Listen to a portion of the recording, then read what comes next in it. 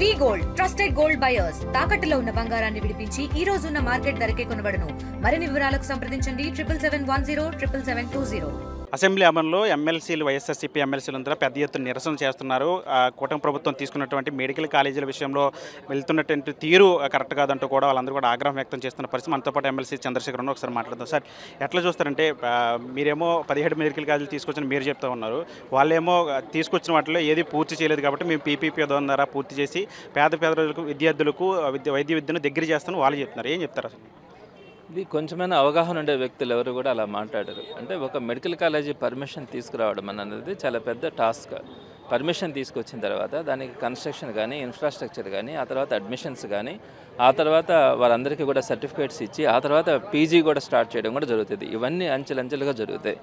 So ఇది ఈ రోజే మీరు పర్మిషన్ తెచ్చేసి వెంటనే పిల్లకాయలకు సర్టిఫికేట్స్ కూడా ఇచ్చేసి ఉండాలి ఈ వరకు అని చెప్పి మాట్లాడే విధంగా కనపడతా ఉంది. కానీ ఎక్కడ కూడా అవగాహన ఉండేవాడు, కొంచెమైనా నాలెడ్జ్ ఉండేవాళ్ళు, దానికి ఒక సిస్టమ్ ఉంటుంది. ఆ సిస్టమ్ ప్రకారం స్టెప్ బై స్టెప్గా అంచెలంచెలుగా కంప్లీట్ అవుతాయని చెప్పి నాలెడ్జ్ లేకపోవడం కూడా మరీ దుర్మార్గం అని కూడా చెప్పొచ్చు. అయితే ఇక్కడ ఒకటి మనం తెలుసుకోవాల్సింది ఏంటంటే 11 మెడికల్ కాలేజీలు మాత్రమే స్వాతంత్రం వచ్చినప్పటి నుంచి జగన్మోహన్ రెడ్డి గారు వచ్చేంతవరకు ఉన్నాయి. 2016లోనే సెంట్రల్ గవర్నమెంట్ ఒక డెసిషన్ తీసుకునింది. ప్రతి పార్లమెంటు పరిధిలో కూడా ఒక ప్రభుత్వ మెడికల్ కాలేజీని ఏర్పాటు చేయమని చెప్పి భారతదేశ వ్యాప్తంగా కూడా ఒక డెసిషన్ ఇచ్చినప్పుడు 2016లో ఎవరున్నారు సీఎంగా? చంద్రబాబు నాయుడు గారు సీఎంగా ఉన్నారు. 19 దాకా కూడా సీఎంగా ఉన్నారు కదా. మరి ఆ రోజు మనకి కొత్త గవర్నమెంట్ మెడికల్ కాలేజీలు రావడానికి మనకు ఆ రోజు అవకాశం ఉంది, మీరు పెట్టుండొచ్చు. కానీ మీరు దాని మీద ఇంట్రెస్ట్ చూపించలే. ఎందుకని?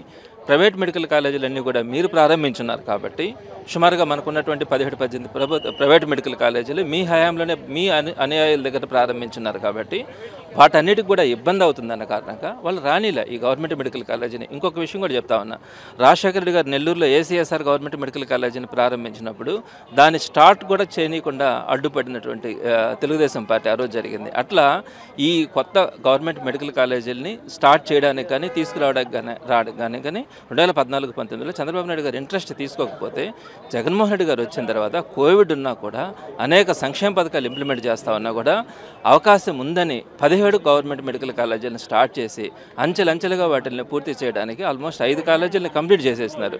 మిగతా అన్నీ కూడా రకరకాల స్టేజెస్లో ఉన్నాయి. సో అంత గొప్ప పనిని ఆయన ప్రారంభించడం కానీ దాన్ని కొనసాగించడం కానీ చేస్తూ ఉంటే అప్రిషియేట్ చేయాల్సింది పోయి మీరు ప్రారంభించినారు వెంటనే మీరు వాటిని కంప్లీట్ చేసేసి పిల్లకాయలకు సర్టిఫికేట్స్ కూడా ఇచ్చేసి ఉండాలా అనే పద్ధతిలో మాట్లాడుతూ ఉన్నాడంటే ప్రజల్ని తప్పుదారి పట్టించడానికి, మోసం చేయడానికి, అబద్ధాలు చెప్పడానికి చంద్రబాబు నాయుడు గారు ప్రవర్తిస్తారు తప్ప ఏ రోజు కూడా ఆయనకి నిజాయితీ కానీ జెన్యూన్నెస్ కానీ ఉండదు. పేద విద్యార్థుల వైద్య విద్య కోసమే ప్రభుత్వం ఈ పని చేస్తూ ఉంటే ఎవరైనా ఆ మెడికల్ కాలేజీలకు సంబంధించి కాంట్రాక్టులు తీసుకుంటే మేము వచ్చిన తర్వాత వాళ్ళంతా చూస్తామని జగన్ చెప్తున్నారు.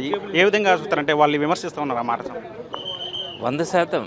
అంటే మనము గవర్నమెంట్ మెడికల్ కాలేజీలను తీసుకొని వచ్చి అంత ఇన్వెస్ట్మెంట్స్ దాని మీద పెట్టినప్పుడు ఈరోజు మీరు ప్రైవేట్కి దారాదత్తం చేస్తే చూస్తూ అయితే ఊరుకునేది లేదు.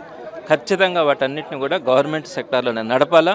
రేపు వైఎస్ఆర్సీపీ వచ్చిన తర్వాత తప్పకుండా వాటన్నిటిని కూడా పేద పిల్లలకి అందుబాటులో ఉండేలాగా వాటిని గవర్నమెంట్ సెక్టార్లోకి తీసుకోవడం అయితే 100% జరుగుతుంది. ఇది మొత్తంగా వైఎస్ఆర్సీపీ చెందిన ఎమ్మెల్సీలు అంతా కూడా ఒకటే చెప్తున్నారు. ఏదైతే కూటమి ప్రభుత్వం తీసుకున్నటువంటి పీపీపీ విధానం ఉందో అది ఖచ్చితంగా పూర్తిగా ప్రజా వ్యతిరేకం కాబట్టి దాన్ని ముందుకెళ్లే విధంగా కూడా మేము అడ్డుకుంటాం, ఎక్కడికక్కడ నిరసనలు కూడా చేస్తాం. దీనికి సంబంధించి పెద్ద ఎత్తున ఆందోళనలు కూడా దిగుతామని ప్రభుత్వ నిర్ణయాన్ని వెనక్కి తీసుకునే వరకు ఎక్కడ తగ్గేది లేదు వాళ్ళందరూ కూడా చెప్తున్న పరిస్థితి. ప్రస్తుతం మన ఆర్టీవీ అమరావతి నుంచి. తెలుగులో న్యూస్ కి ఫాస్టెస్ట్ యాప్ ఇప్పుడు టోటల్లీ న్యూ అవతార్లో జస్ట్ 5 seconds లో కంప్లీట్ న్యూస్. సోషల్ మీడియాలో ట్రెండ్స్ కి one stop solution. Live TV app voice search option తో ఇప్పుడే డౌన్లోడ్ చేయండి లేదా అప్డేట్ అయిపోండి. యాప్ లింక్ డిస్క్రిప్షన్ లో ఉంది.